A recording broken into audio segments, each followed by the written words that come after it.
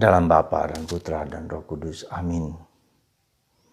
Allah yang penuh kasih, kami bersyukur bahwa kami diingatkan bahwa akan ada lawan, akan musuh yang tidak suka dengan kehidupan kami.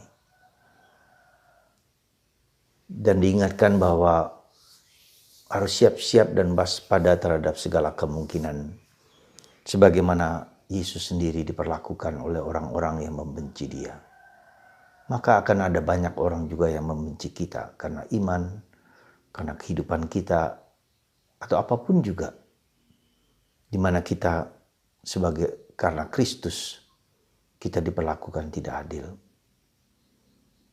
Bantu kami ya Bapa untuk tetap tabah dalam menghadapi kehidupan ini. Terpujilah nama-Mu kini dan sepanjang segala masa. Amin.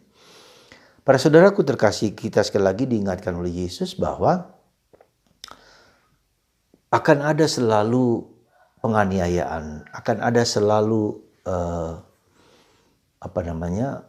kebencian, akan ada selalu di mana kita dibenci, diperlakukan tidak adil karena iman kita akan Yesus.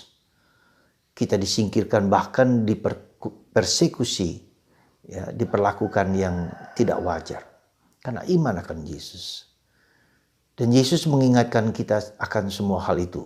Sekali lagi mengingatkan kita akan semua hal itu, bahwa seperti Dia mengalami itu, kita pun akan mengalami yang serupa. Para saudaraku terkasih dalam Kristus, kita mengikuti Yesus. Mengikuti Yesus artinya kita mengalami apa yang Dia alami. Ketika Dia menderita, kita juga menderita. Ketika kita mengalami salib, kita juga mengalami salib. Dan itu diingatkan akan hal tersebut dalam hidup kita. Supaya kita menjadi sadar, tidak takut, tidak gelisah, tidak cemas, bahwa ketika kita berhadapan dengan penderitaan, dengan salib, ketika kita berhadapan dengan penganiayaan, ya, kita tahu Sang Guru kita telah mendapatkan, telah mengalami semua itu semua. Itu yang menjadi kunci dari kehidupan kita sebagai orang Katolik, orang Kristen.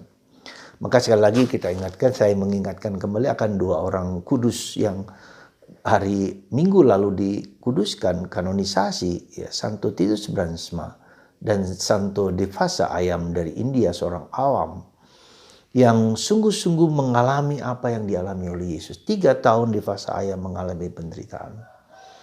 Dan juga Santo Titus Bransma mengalami penderitaan yang tidak mudah ketika ditawan, ya, disiksa, dipenjara, ya, dengan para tahanan Nazi yang lain, ya. Dan itu semua adalah proses di mana kita diingatkan untuk ikut serta dalam penderitaan Yesus. Nah, lalu apa yang kira-kira perlu kita renungkan? Yang perlu kita renungkan adalah kita belajar menerima kehidupan kita seperti ini. Penderitaan itu entah karena alasan apapun. Mungkin kesalahan kita, mungkin kesalahan orang lain, mungkin kesalahan siapa saja. Atau mungkin karena kita menderita demi Kristus. Itu semua kita jalani, kita lakukan, kita hayati, ya, sebagai bagian dari proses untuk mengikuti Yesus. Ya. Dengan ikut serta bersama Yesus dalam penderitaannya, kita dikuatkan dan diteguhkan. Dan itu merupakan bagian yang kalau dikatakan, ya, adalah bagian di mana kita dibentuk untuk menjadi serupa dengan Yesus. Maka mari saudaraku, sekali lagi bukanlah yang gampang. Ya, jadi saya bicara tentang penderitaan dan salib dengan penuh sukacita, itu bukanlah yang gampang, bukanlah yang mudah, bukanlah yang sederhana. Ya. Nanti juga dalam perjalanan Paulus, dia juga mengalami penderitaan yang tidak mudah. Ya, dia dipenjara juga, bahkan dia di kapalnya karam, dia diperlakukan tidak adil dan seterusnya. Itu bagian dari proses mengikuti Yesus yang tersalib. Dan karena kita mengikuti Yesus tersalib, maka kita mengalami proses penyempurnaan, proses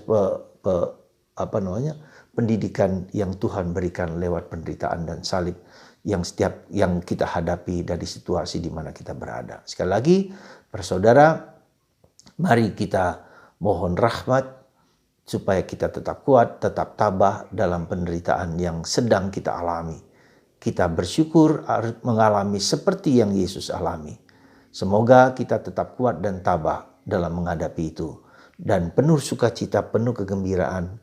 Seperti Kristus juga menerima salib dengan penuh kegembiraan dan sukacita. Dan dia disempurnakan oleh Tuhan karena penderitaan dan salib. Demikian juga Santo Titus Bransma. Demikian juga Santo Divasa Ayam, seorang awam yang luar biasa. 3 tahun diperlakukan tidak adil, dipenjara dan akhirnya ditembak mati. Itu pun karena dia ingin pistol atau senapan yang dipakai oleh tentara itu, ya dia doakan lalu pelurunya kena tubuhnya dan meninggal. Tuhan memberkati kita semua. Semoga kita tetap kuat dan tabah dalam menghadapi kesulitan yang tidak mudah dalam kehidupan kita sehari-hari. Tuhan berkati kita dalam Bapa dan Putra dan Roh Kudus. Amin.